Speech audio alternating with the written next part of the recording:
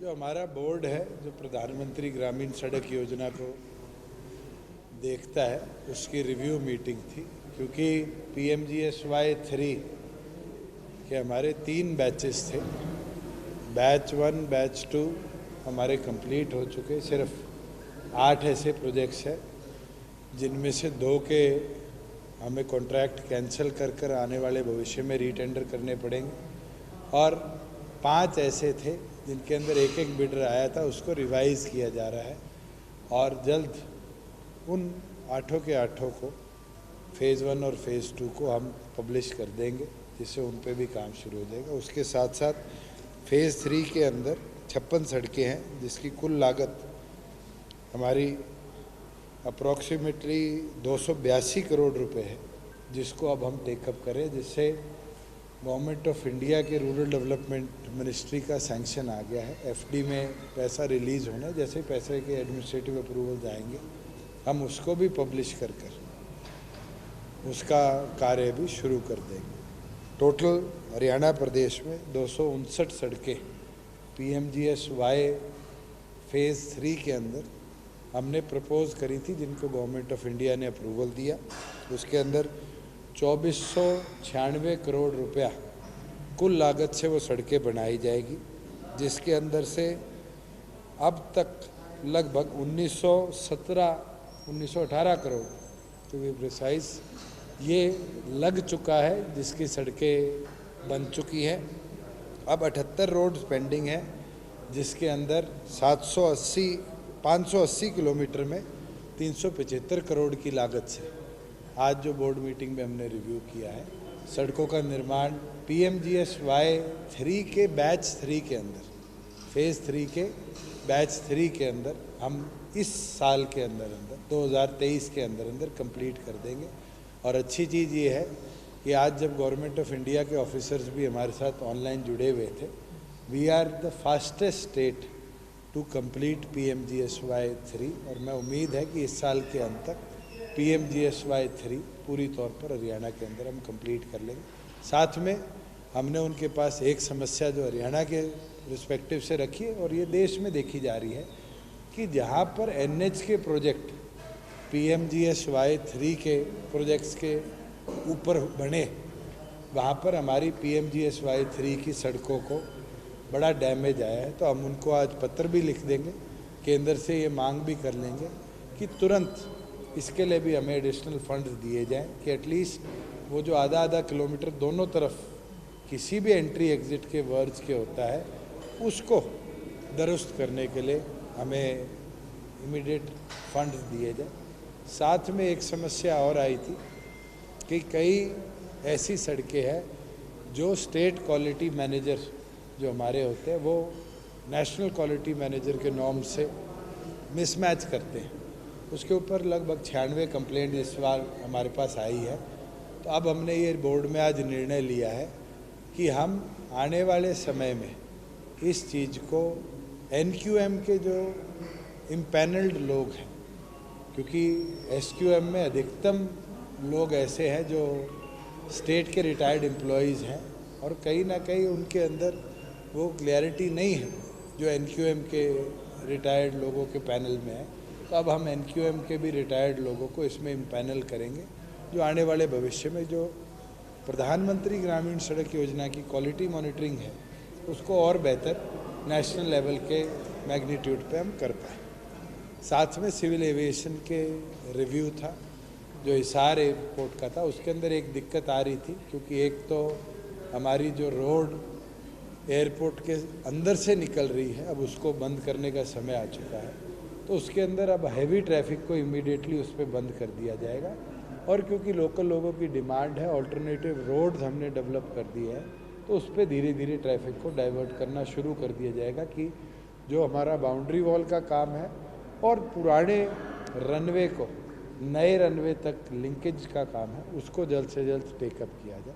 साथ में थोड़ा सा डिले हमारी एयरपोर्ट अथॉरिटी की तरफ से आया है इसके अंदर, जिसके अंदर जैसे CAT 2 लाइट्स जो लगनी है, उसकी अभी मास्टर प्लानिंग उनकी तरफ से GOI की तरफ से नहीं आई। आज उनके अधिकारी भी आए हुए थे, उनको भी डायरेक्ट कर दिया है कि टाइम फ्रेम मैनर के अंदर एक EAC लेवल का हमारा ऑफिसर PWD का इस पूरे प्रोग्रेस के लिए अब हमने डेडिकेट कर दिया है। वहाँ पर ऑफिसर्स के पास एडिशनल चार्जेस है, जिससे एफिशिएंसी थोड़ी सी जो हम चाहते थे वो नहीं आई। अब ये निर्णय आज लिया है कि परमानेंट SDO JEs वहाँ पर रहेंगे और एक्सियन को भी वहाँ पर नियुक्त किया जाएगा, जो डेडिकेटेडली केवल मात्र एयरपोर्ट रिलेटेड जो हमारा काम है उसको मॉनिटर भी करेगा और उसको टाइम बाउंड मैनर के अंदर टेकअप करेगा। एक जरूर आज निर्णय लिया गया है कि अब 15 दिन के अंदर एक रिव्यू निरंतर ACS लेवल पर होगा, जिसके अंदर टाइमलाइंस जो हैं उसको मीट करने के लिए ACS इसको पूरी तौर पर मॉनिटर करने का काम करेगा। करनाल एयरपोर्ट के अंदर एडिशनल लैंड हमारे पास आ गई, उसकी बाउंड्री वॉल का काम जल्द शुरू हो जाएगा और एयरपोर्ट अथॉरिटी ऑफ इंडिया को लिख के दे दिया गया है कि जो 1000 मीटर का हमारा रनवे है उसको 1000 मीटर और एक्सपेंशन के लिए वो जल्दी टेक्निकल फिजिबिलिटी पुटअप कर दे कि आने वाले समय में अब 3000 फुट का जो रनवे है उसको 6000 कर दिल्ली की जो नाइट लैंडिंग है, क्योंकि वहाँ लाइट्स लगी हुई है, उस नाइट लैंडिंग को हम करनाल टेकअप कर पाएंगे और करनाल के अंदर भी टर्मिनल बिल्डिंग का निर्माण की ड्राइंग के लिए एयरपोर्ट अथॉरिटी हमें पूरी प्लानिंग कर दे देगी। जहाँ भिवानी महेंद्रगढ़ की बात है वहाँ पर एडिशनल जो हैंगर्स हैं, क्योंकि अब FTOs वहाँ चल रहे हैं। भिवानी के अंदर आज भी 10 जहाज खड़े हैं जो बच्चों को पायलट बनाने की ट्रेनिंग दे रहे हैं, मगर उसमें से हमारा जो हैंगर है वो छोटा पड़ता है, तो उसके अंदर एडिशनल हैंगर 2 बनाए जाएंगे, जिसमें एक FTO और आने वाले भविष्य में आए। महेंद्रगढ़ में एक एडिशनल हैंगर, करनाल में 2 नए एडिशनल बड़े हैंगर, जिसके अंदर हम आने वाले भविष्य के अंदर FTO शुरू कर दें। पिंजौर के अंदर एक एडिशनल हैंगर, क्योंकि हिक्का का बेस है, आज भी हमारे ट्रेनर जो प्लेन्स हैं वो बाहर खड़े रहते हैं, तो उसको दुरुस्तगी के साथ खड़े करने के लिए आगे किया जाएगा।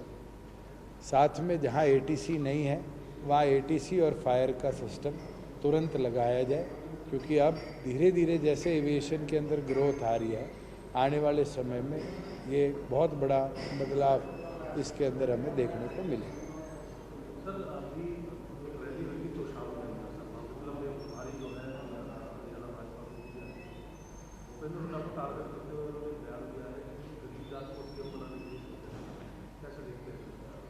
किसी के क्या शब्द किस सुझाव पे गए उस पर मैं क्यों टिप्पणी करूं। मैं तो एक चीज़ बोल सकता हूं कि प्रदेश का कोई भी व्यक्ति किसी भी पद पे पहुंच सकता है, वो अमीर हो गरीब हो ये नहीं देखा जाता। जनता का प्यार, जनता की विचार अगर उसके प्रति पॉजिटिव है तो आपने देखा होगा कई कई प्रदेशों में तो ऐसे ऐसे फ़कीर चीफ मिनिस्टर बने हैं जिनको लोग कभी सोच नहीं सकते। तो उनके खुद के प्रदेश में त्रिपुरा के जो फॉर्मर चीफ मिनिस्टर हैं, मुझे लगता है उनसे ज़्यादा तो फ़कीर कोई भी चीफ मिनिस्टर नहीं रहा जिसने पूरा जीवन 1 रुपये तनख्वाह के अंदर निकाल दिया।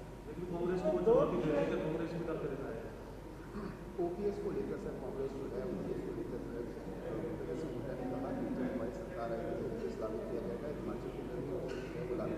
देखिए, मैंने पीछे भी CM साहब से इस पर डिस्कशन करी थी। अगर हम NPS और OPS का डिफ्रेंसिएशन देखें तो सिर्फ 4% का है। 10% आज जमा करते हैं, वो 14% जमा करते हैं। अगर स्टेट विलिंग है, और इस पर हम विचार भी कर रहे हैं कि जल्द हरियाणा भी कोई प्रपोजल लेके आएगी कि हम NPS में ही 4% शेयर बढ़ाकर हमारे एम्प्लॉयज़ को वो बेनिफिट दे दे जो OPS में आ रहा था। तो मुझे लगता है एम्प्लॉयज़ भी सेटिस्फाइड है और अब इस स्कीम को बदलने की ज़रूरत थी। और हम तो केंद्र को भी ये ज़रूर कहेंगे कि केंद्र भी विचार करे कि इसको 10 से 14% वो भी करे, जिसमें एम्प्लॉय शेयर भी बढ़ जाए, स्टेट शेयर भी बढ़ जाए। सर, ई-टेंडरिंग को लेकर लगातार विरोध हो रहा है। कल BDPO ने BDPO कार्यालय में जो ताले जड़े गए सरपंचों द्वारा, लगातार विरोध किया जा रहा है। देखिए, ई-टेंडरिंग कोई एक विभाग के अंदर नहीं है, सारे विभागों के अंदर है। बिल्कुल पंचायती राज में एक सिस्टम रहा था जिसमें पहले एडमिनिस्ट्रेटिव अप्रूवल सारे हेड ऑफिस से आते थे। पीछे जब विधायकों से चर्चा हुई, ये निर्णय ले लिया गया कि वो पावर डेलीगेट कर दी जाएगी और SC लेवल पे ही अब एडमिनिस्ट्रेटिव अप्रूवल्स आ जाएंगे। कल हरियाणा के अंदर सभी 90 कॉन्स्टिट्यूएंसीज़ के सभी ग्राम पंचायतों में जो स्टेट फाइनेंस कमीशन का पैसा है वो रिलीज़ कर दिया गया। फॉर एग्जांपल मैं उचाना की बात करूं तो 13 करोड़ 10 लाख रुपया उचाना कॉन्स्टिट्यूएंसी के 66 गाँव में कल रिलीज़ हुआ। सरपंच जितने भी हैं मैं उनसे आग्रह करूँगा कि अब आपके हाथ में पावर में यूटिलाइजेशन के लिए पैसा पहली बार आया, आप यूटिलाइज कर कर देखें। मुझे भी पता है 21 दिन के टेंडर में दिक्कत आती थी, अब तो 25 लाख से नीचे का टेंडर भी 7 दिन का कर दिया गया। लगभग जितने कॉन्ट्रैक्टर्स थे वो भी हरियाणा इंजीनियरिंग वर्क्स पोर्टल पर आ गए। एक बार ट्राई कर कर देखें, अगर इसमें फंड यूटिलाइज नहीं होते तो मैं खड़ा हूँ, साथ लग के इस अमाउंट को हम इंक्रीज कर देंगे। मगर प्रयास करने में मुझे नहीं लगता पढ़े लिखे साथियों को कोई दिक्कत आनी चाहिए। और हमने भी बदलाव लाने का काम किया। पहले हर इंजीनियरिंग डिपार्टमेंट 28 के 28 इंजीनियरिंग डिपार्टमेंट अपने अपने टेंडर प्रोसेस को फॉलो करते थे। पिछले साल हमने एक ऐतिहासिक निर्णय लिया कि हरियाणा इंजीनियरिंग वर्क्स पोर्टल, जिसके रूल्स पीडब्ल्यूडी ने बनाए, इसकी मॉनिटरिंग पब्लिक हेल्थ आज कर रहा है, उसने 28 महकमों के टेंडर्स को सेंट्रलाइज किया। उसमें भी आज हमें दिक्कत आ रही है कि बिल्डिंग्स के अंदर इतने ज़्यादा अलग अलग प्रकार की चीज़ें यूज़ होती है कि एक टेंडर बनाने में कई घंटे कई दिन लग जाते हैं। उसमें हमने रिलैक्सेशन दे दी कि वो इंडिविजुअल अपलोड करने की बजाय एक्सेल शीट्स को अपलोड कर ले, कंप्यूटर है वो सब उठा लेता है। तो प्रयास के साथ ही सुधार होगा। मैं ये मानता हूँ कि सरपंच साथी भी और सब मिलकर एक प्रयास एक कर कर देखें। अगर उसके अंदर दिक्कतें आएंगी तो सरकार हमेशा जनता के हित में काम करती है। हम बदलाव करना, 1000 चीज़ों में पहले बदलाव हुए, इसको 2 लाख को 5 लाख 10 लाख करने में मुझे नहीं लगता सरकार को कोई दिक्कत आएगी। मगर टेक्नोलॉजी यूटिलाइजेशन से किसको पीछे नहीं हटना चाहिए। सर 25 करोड़ रुपए आपने विधायकों को देने की बात कही थी, बजट की घोषणा की, कितने विधायकों? लगभग 62-63 ऐसी कॉन्स्टिट्यूएंसीज हैं जिसमें पूरे 25 करोड़ तो नहीं बोल सकता मैं। किसी में 7 करोड़ आए हैं, किसी में 8 करोड़ आए, किसी में 12 करोड़ आए, मगर 62-63 कॉन्स्टिट्यूएंसीज के ऑलरेडी हमने अप्रूवल दे दिए, जिसके अंदर मुझे लगता है जो हमारे और दल हैं, कांग्रेस के शायद 5 साथियों के हैं, INLD का है, सिरसा कॉन्स्टिट्यूएंसी का, लोपा का आ चुका है, सारे इंडिपेंडेंट्स के आ चुके हैं। तो जैसे जैसे एक्सियंस से हमारे पास फाइलें आ रही है हम उसको टेकअप करें। अभी राहुल की जैसे हरियाणा की यात्रा गई है आपने, उनमें एक बहुत बड़ा आरोप लगाया जहाँ दावा कर रहे हैं कि सड़कों के लिए इतने करोड़ों रुपये खर्चा हुआ है। कहा कि जो नूह से जब यात्रा शुरू की थी खड्डों की बात की है, क्या उसके बाद आपने कोई रिव्यू मीटिंग की या उनके? मेरे को उनके आरोपों को रिव्यू करने की ज़रूरत नहीं। वो एक सड़क ऐसी है जो गवर्नमेंट ऑफ इंडिया की है, NH है, और वो है नूह से लेके अलवर तक का। क्योंकि मुंबई एक्सप्रेसवे अभी इनॉग्रेट नहीं हुआ तो इसका मेंटेनेंस का काम आज भी NH के पास है। 80 लाख रुपए स्टेट गवर्नमेंट ने पहले भी DPR बनाने के लिए दे दिया था और पीछे रिव्यू में भी हमने उसको लिख कर भेजा है। फंड्स उसके लिए 200 करोड़ के लगभग 192 करोड़ गवर्नमेंट ऑफ इंडिया ने सैंक्शन कर दी है। उसका टेंडर निकालना, उसका काम करना, वो तो जब पैरेलली मोटरेबल रोड हो जाएगी शुरू उसके बाद ही होगा। मगर एक चीज़ से मैं खुश हूँ कि राहुल गांधी ने 7 किलोमीटर में 180 गड्ढे तो गिने और बड़े अच्छे आंकड़े आप लोगों को दिखाए, आपने भी टीवी पे अखबार में छापे। मगर उसके बाद वो 100 किलोमीटर से ज़्यादा चले और एक गड्ढा भी नहीं दिखा। ये तो हमारे लिए अचीवमेंट है कि पानीपत से लेके अम्बाड़ा तक जब वो गए तो क्या कांग्रेसी एक गड्ढा भी ढूंढ पाया? और वो सड़कों पर गए हैं जो स्टेट मेंटेन्ड है, स्टेट हाईवेज है, और मुझे लगता है कि हमारे ऑफिसर्स ने अच्छा काम किया है। हाँ, एक सड़क के ऊपर वो आए हैं और उसके ऊपर काम इसलिए डिलेड है, उसको भी हम तुरंत टेकअप करेंगे। मैं आपको इंडिविजुअली, मेरे हाथ में लिस्ट नहीं है, आप चाहोगे तो मैं सेपरेटली डिपार्टमेंट से आपको किस विधायक को कितने रिलीज हुए हैं इस महीने के एंड में आपको भिजवा। सर, जो फरीदाबाद में नगर निगम चुनाव होने हैं उसको लेकर बीजेपी की क्या तैयारी है? पूरी तैयारी है, पीछे भी बैठकें हुई है, मीटिंग्स हुई है, आगे भी करेंगे। वो तो कब होंगे, उनकी वार्डबंदी, डाटा, कास्ट सेंसस, वो अलग अलग प्रकार से चल रहा है, पर जैसे ही चुनाव डिक्लेयर होंगे तैयारियां पूरी तौर पर है। कांग्रेस में सर निगम चुनाव सिंबल पर लड़ने की बात है, बहुत अच्छी बात है। हम तो पहले भी लड़े निगम के चुनाव और दोनों पार्टियां मिलकर लड़ी। सर भारत जोड़ो यात्रा के बाद जो है प्रदेश के अंदर एक बार फिर से रैलियों की होड़ जो है यात्राओं की होड़ जो है वो लगी है। परिवर्तन पद यात्रा इनेलो निकालने जा रही है। कब निकालेगी? यात्रा चलो अच्छी बात है। यात्रा के दो फायदे हैं, एक तो आपको स्टेट का एटमॉस्फेयर पता चल जाता है और दूसरा सेहत में सुधार आ जाता है। सर एक बहादुरगढ़ में जगदीश नंबरदार की मौत हुई है, उस मामले में अभय सिंह चौटाला ने कहा है कि जजपा का हाथ है इसलिए। चलो मेरे ख्याल से 4 साल जेजेपी को बने होंगे, प्रदेश में गाड़ी के टायर के नीचे चींटी मरती है या कोई आदमी मरता है। इनेलो हर प्रकार का आरोप किसी पे लगाती है तो जेजेपी पे लाके छोड़ देती है। कोई भी चीज़ होती है जो हमारे संगठन से रिलेटेड नहीं है, उनके ही संगठन से रिलेटेड है, उसको भी हम पे डाल देती है। आज जगदीश नंबरदार कौन है? जगदीश नंबरदार वो व्यक्ति है जिसका सगा भाई अभय सिंह चौटाला की गाड़ी में बैठा रहता है। उसके सुसाइड के अंदर जेजेपी का होना मुझे तो बड़ा जिसपे आरोप उनकी पार्टी के प्रदेश अध्यक्ष पे लग रहे, हम पे डालना, ये साफ दिखता है वो अपने प्रदेश अध्यक्ष को बचाना चाह रहे हैं। और दूसरी ओर मैं टिप्पणी करूं कौन सुसाइड करता है, उसने क्यों सुसाइड किया, सारी चीज़ों के ऊपर पुलिस इन्वेस्टिगेट कर रही है। पुलिस जो एक्शन लेगी फेयर एंड फाइन करेगी। तो गन्ना को लेकर जो है वो गन्ने के काम जो है वो बढ़ाए जाने चाहिए, उसको लेकर ऑलरेडी कमेटी 5 सदस्य बना दी गई है, उस कमेटी को रिपोर्ट सबमिट करने दीजिए। उसके बाद कोई रिवीजन होनी है, कोई रेट इंक्रीज होना है, प्रदेश सरकार विचार करेगी। चलो ये तो पॉलिटिकल एजेंडाज हैं कई लोगों के, और जो लोग इसके अंदर अग्रणी हैं वही किसान आंदोलन में भी अग्रणी थे, ये आप मेरे से बेहतर जानते हैं। सर हरियाणा में जिस तरह से भारत जोड़ो यात्रा आई, कांग्रेस जिस तरह से हरियाणा के जो एक लोग नजर आए, रणदीप सुरजेवाला और भूपेंद्र सिंह हुड्डा जबकि डाल के खड़े मिले, फोटो भी वायरल हुई, क्या लगता है एक जुट हो पाएंगे हरियाणा? ये तो मेरे से बेहतर कांग्रेस ही बता पाएंगे। मैं तो ये बोलता हूँ कि यात्रा में जरूर एक हुए, आज कहाँ है? आज से लेकर अगले 1 महीने तक इतने ही नेता जितनी एकजुटता दिखा रहे थे, एक रैली से एकजुटता में दिखा दे, जब मानूंगा कांग्रेस एक हुई। एक आपको पीडब्ल्यूडी के ठेकेदार पिछले दिन चंडीगढ़ आए थे, आम लोगों से बात बड़े जीएसटी को लेकर विरोध कर रहे हैं। गवर्नमेंट ऑफ इंडिया ने पैन इंडिया रैशनलाइजेशन कमेटी बनाई थी जिसमें 6 मिनिस्टर्स थे अलग अलग प्रदेशों।